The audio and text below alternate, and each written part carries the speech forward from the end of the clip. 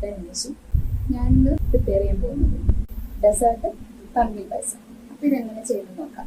First ഞാൻ റെഡിയാക്കാനായിട്ട് great ചെയ്ത pumpkin എടുത്തിട്ടുണ്ട്, തേങ്ങാപ്പാൽ, ഇളംപാലും തലപ്പാലും എടുത്തിട്ടുണ്ട്, ഒരു ബൗൾ ഷുഗർ എടുത്തിട്ടുണ്ട്, ചുക്കും ഏലക്കയും കൂടെ പൊടിച്ചതുണ്ട്, കിസ്മിസ്, കാഷ്നട്ട്, പിന്നെ നെയ്യ് എടുത്തിട്ടുണ്ട്.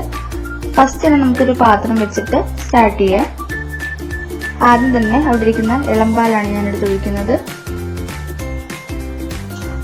അത് ചെറുതായിട്ടും തിളച്ച് വന്നതിന് ശേഷം നമ്മൾ ഗ്രേറ്റ് ചെയ്ത് വെച്ചിട്ടുള്ള പംകിൻ ഫുള്ളായിട്ട് ഇടുക.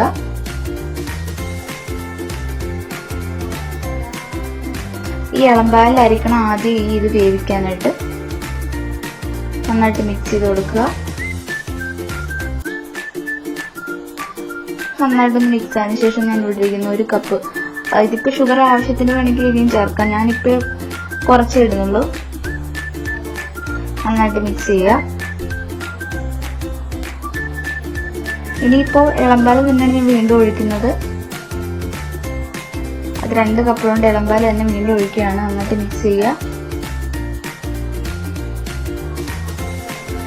ഇനി അവിടെ ഇരിക്കുന്ന തലപ്പാലെടുത്ത് ഒഴിക്കും. ഇതിപ്പോ നല്ല തിക്ക് കിട്ടും, പായസം നല്ല തിക്കാവും. ഇതിന് നല്ലതായിട്ട് മിക്സ് ചെയ്ത് കൊടുക്കുക. ഇതിന് നല്ല ഫ്ലേവർ ഒക്കെ കിട്ടാൻ വേണ്ടിയിട്ട് ഇപ്പൊ നമ്മൾ ഏലക്കയും ചുക്കും കൂടെ പൊടിച്ച പൊടിയാണ്, അത് ഇതിലേക്ക് ആഡ് ചെയ്യും. എന്നിട്ട് നന്നായിട്ട് മിക്സ് ചെയ്യുക. ലോ ഫ്ലെയിമിലായിരിക്കും ഇതിപ്പോ.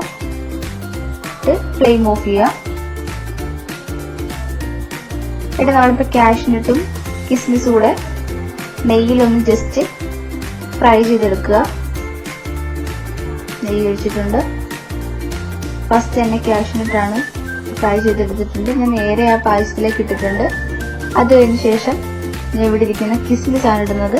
കിസ്മിസും ഇതുപോലെ ചെറുതായിട്ടൊന്ന് ഫ്രൈ ചെയ്തെടുക്കുക. എന്നിട്ട് നേരെ ഞാൻ പായസത്തിലേക്ക് കണ്ടിടുന്നത് ഫുള്ളായിട്ട് പായസത്തിലേക്ക് ഇടുകയാണ്. പായസം റെഡി ആയിട്ടുണ്ട്.